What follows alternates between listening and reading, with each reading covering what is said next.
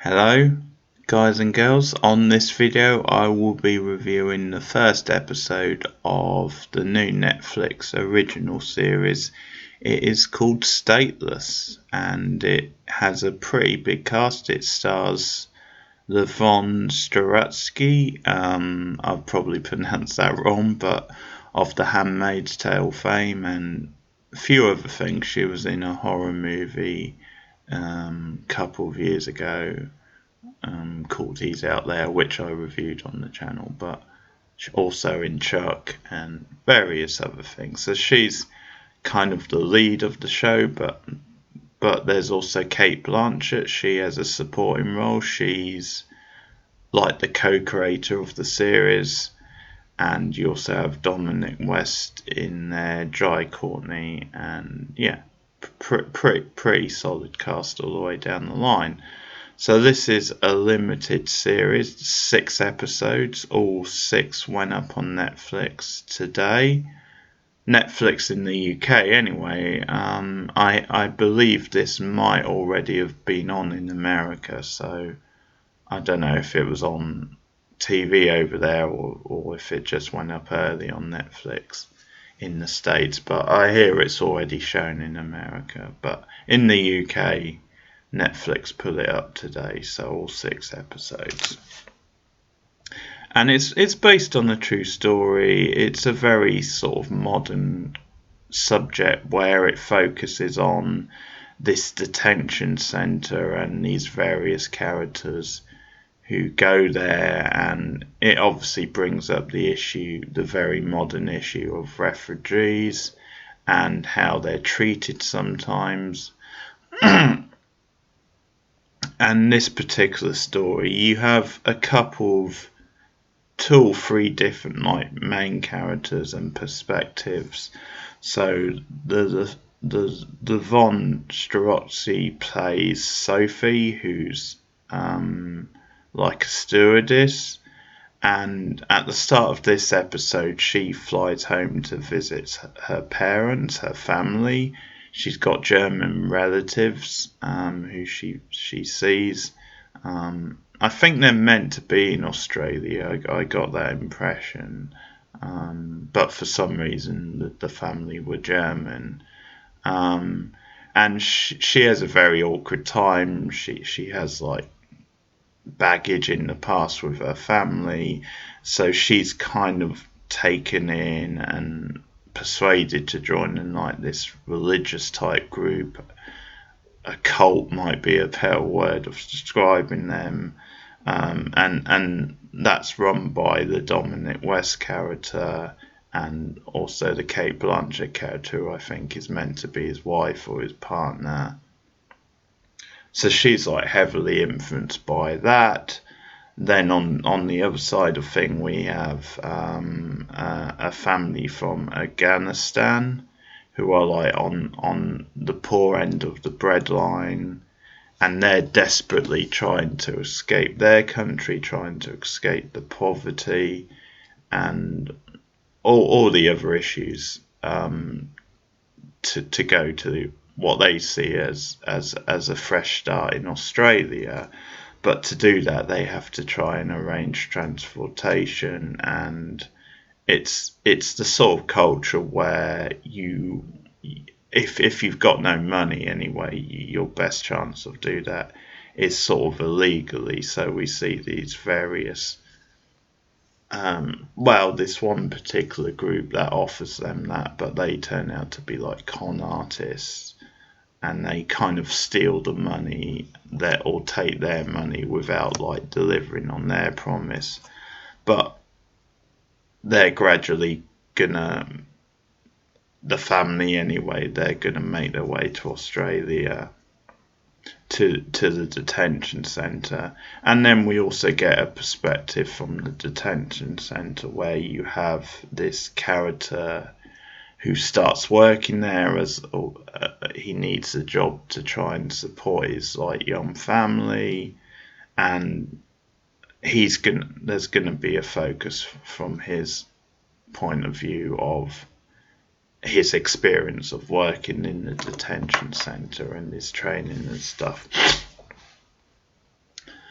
But the whole point is then these characters are going to come together, their stories are going to intersect in this detention centre. So, sort of going into spoilers now, but the Sophie character ends up there at the end of this first episode, and you obviously have the Afghanistan family who are fleeing to Australia, so obviously they're going to end up there at some point, and then you have obviously the character who works there.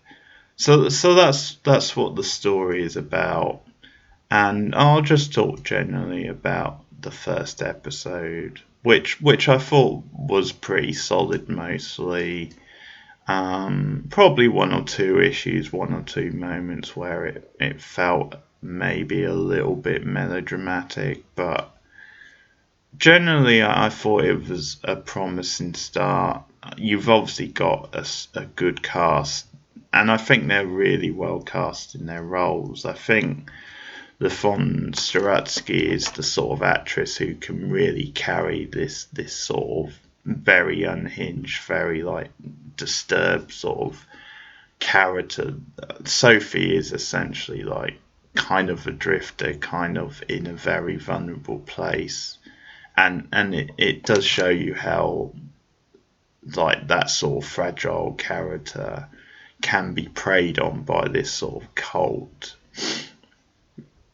and how her confidence is just like torn to tatters really, because when she first goes to the cult and they do like these dance sessions and they put on like these weird sort of performances, originally she's just so entranced by it, she's just taken in, she watches like these speeches, these performances from these charismatic figures, even though there's like a sense of the ridiculous about it. And I think when we're watching it, I think it seems very sort of like over the top and goofy, but that is, I think, quite true to life. I think you can definitely imagine there's characters like this in real life.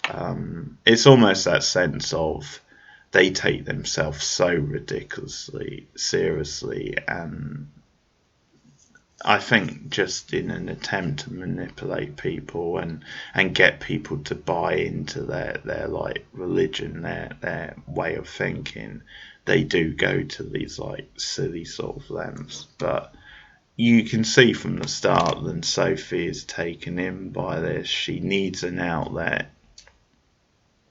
She's kind of bored by her mundane life. I mean, her sort of job as an air stewardess, maybe she needs an outlet from that. And she obviously has history with her family. So I think the von Trotsky is really ideal casting for this. I think she can really carry the vulnerability of that character and kind of the stress and the ups and downs and the rage at time. I mean, there's a scene where she like sort of opens up her feelings about the family and the fact that in her mind, her father, her parents just wanted her to be like her sister Margot. That's they wanted her to be someone else, someone that she's not. And obviously the Dominic West character is encouraging this. He's sort of almost like sort of plodding her on. And I think now not that that's necessarily accurate, not that the family did do that, although that they might have done, because it's sort of, I think the way the parents are presented in this episode is that they are maybe not the best parents. They are perhaps a bit judgmental. They do put a lot of pressure on the daughter, but in any case, I think you're not necessarily meant to go along with Sophie's like perspective on things. It is partly her state of mind, her fragile sort of state of mind, and obviously, even if what she's saying is accurate, clearly, as we're going to find out, joining up with this cult isn't the way to go. But you see a lot of rage, a lot of power from Sophie, and the performance from Levon Saratsky in that scene. So really good stuff from her. I think she's really going to carry this in many ways. And I think Dominic West is spot on casting as well, for like the cult leader, because he's a very charismatic performer, but he's also good at playing very like sort of slick, slimy, underhanded people. Very kind of self-indulgent. I think he really carries that sort of persona as well. But it gets to this sort of point where Sophie obviously decides to join in this group. We find out then she's had to like smack down, I think it's like £400, well, whatever it is in Australian money, but $400 I think it was, for each like dance session. And at one point Margot goes to visit her because she hasn't seen her like in months or something, because Sophie, under the pressure at like Christmas dinner and that, just decided to leave, just escape. So Margot hasn't seen her for months and tracks her down and tries to have a word, tries to talk sense into her. And Sophie like just stands up to her sister. She kind of gives her this dressing down and accuses her of being empty, really, just kind of saying, you know, I have a purpose here. I feel good about myself. And she basically runs her sister down, saying, yeah, from you I only get negative energy. I feel you're kind of empty inside.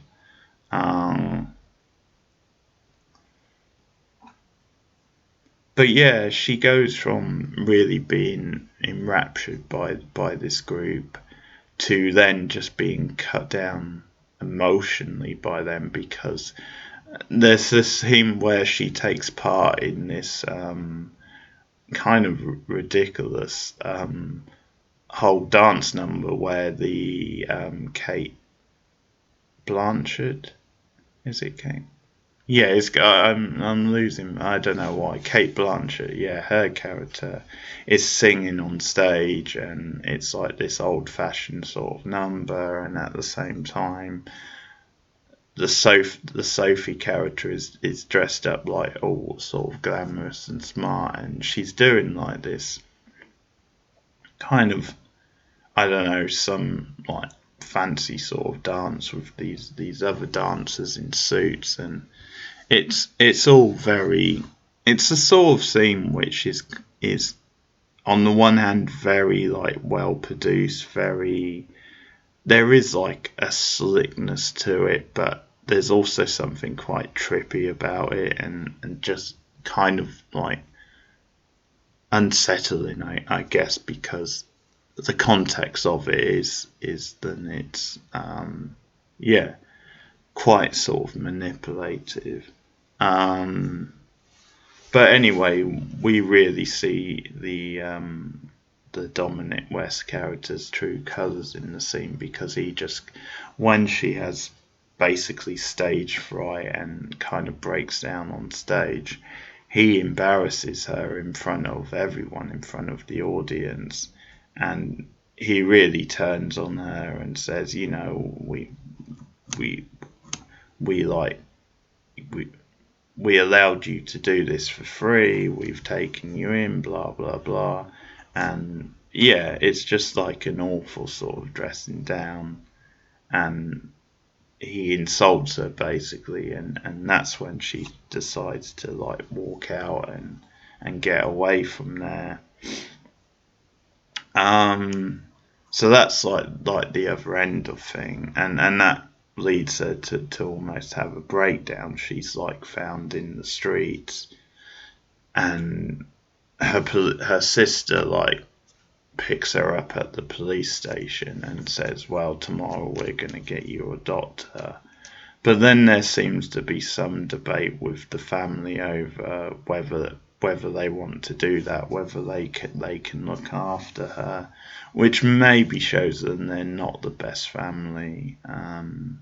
But anyway, Sophie can't deal with it. Like, she hears them sort of discussing her in that way, and that kind of what leads her to leave him once again, and she ends up at the detention centre at the end, for the refugees. So she actually at one point, that's the end of the episode. So she volunteers, sort of thing, and she uses another name because I guess she doesn't want to give her a real name in case she gets tracked to there. But I'm not sure if we're going to see any more of the cult. I'm assuming they're going to come back into it, like maybe they're going to pursue her.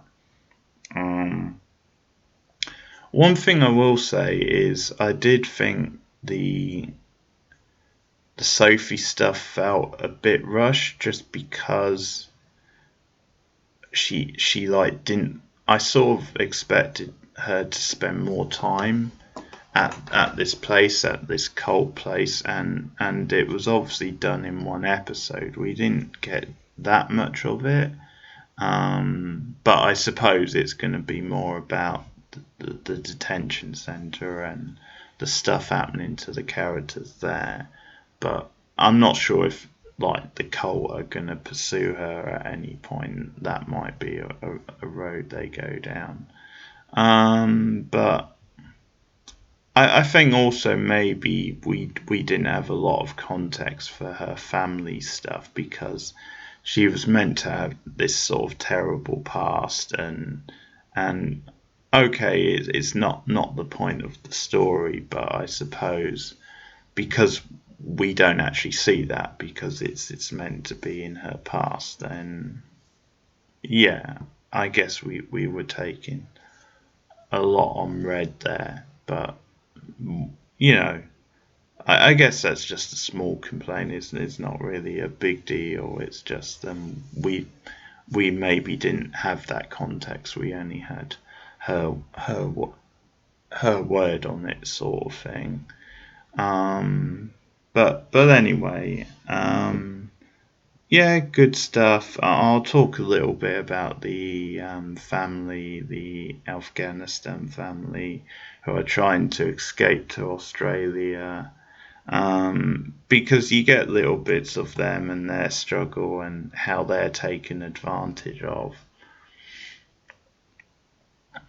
So they have to stay in this like really dodgy sort of place, and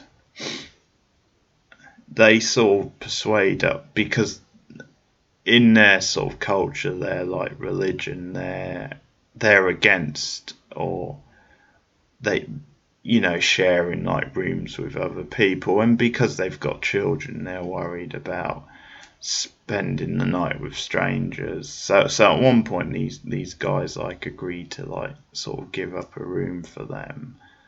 But yeah, basically the guy running the place is a con artist, because he, as I said before, he's taken their money, and he's supposed to arrange a boat for them to go to Australia, and like they drive to the place and then they just leave them there, and there's no boat right waiting, so they're sort of stranded there, and they've already given the money. So what happens the next day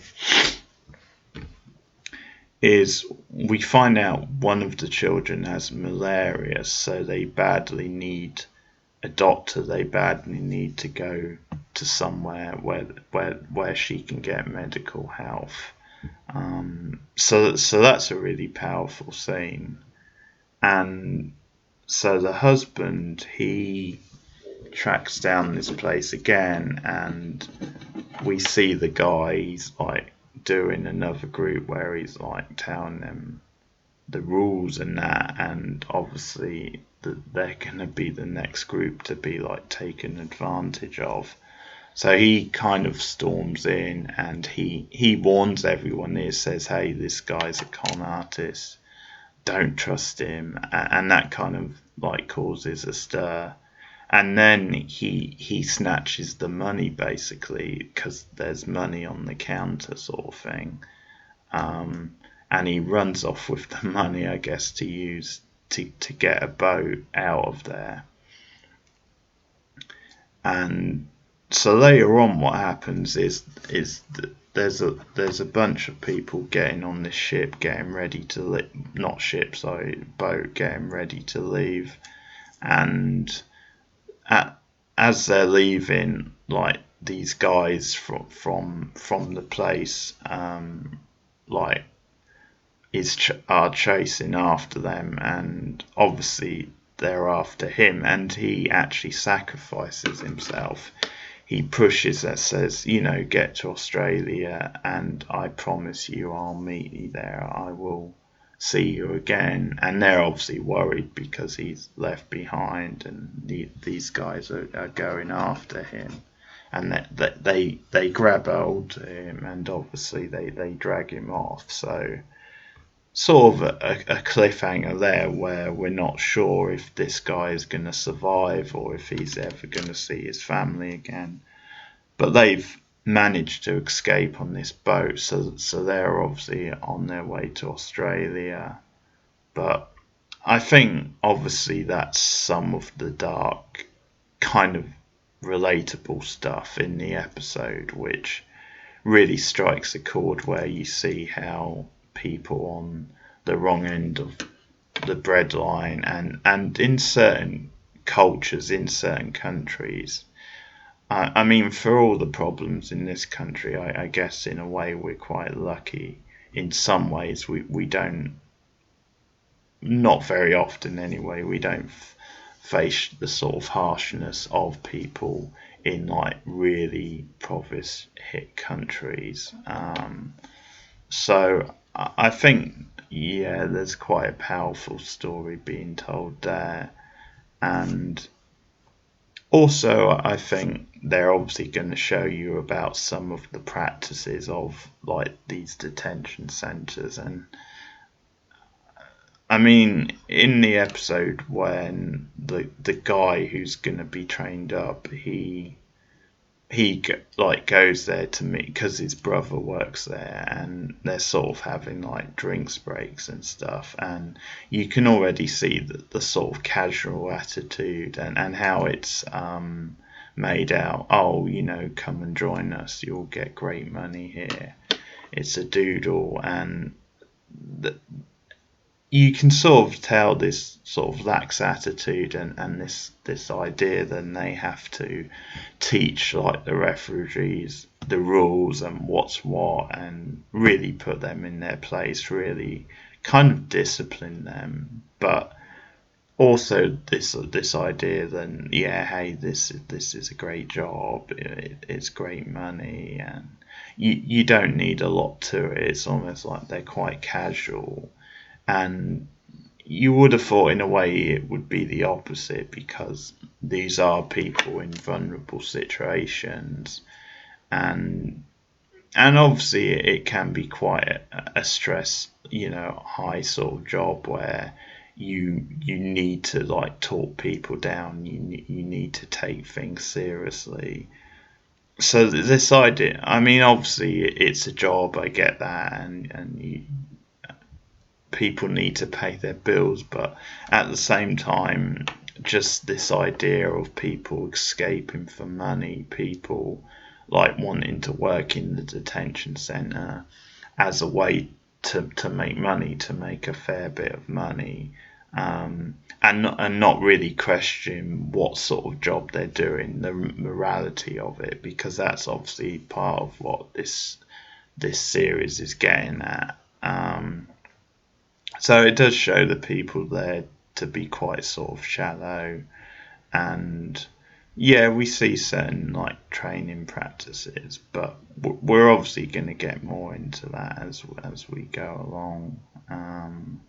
But yeah, I think there is a bit of a theme of like money and kind of looking to riches and looking, trying to find a situation anyway where the grass is greener, sort of thing, like Sophie does in a way with the group, and obviously this family, due to their extreme situations, they're trying to find a fresh start, what they see as a more free existence in Australia, which obviously I don't think it's going to work out like that, and maybe similar for the people in the detention centre, or with this like one particular character. So yeah, pretty strong stuff. I thought it was a good first episode.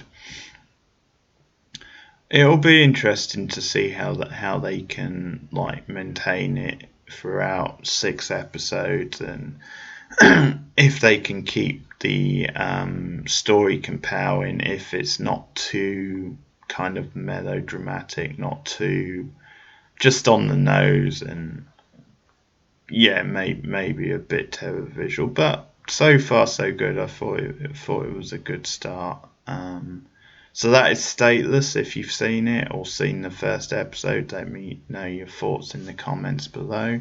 Like and subscribe and all that stuff, and I'll be back with more TV reviews soon. Goodbye.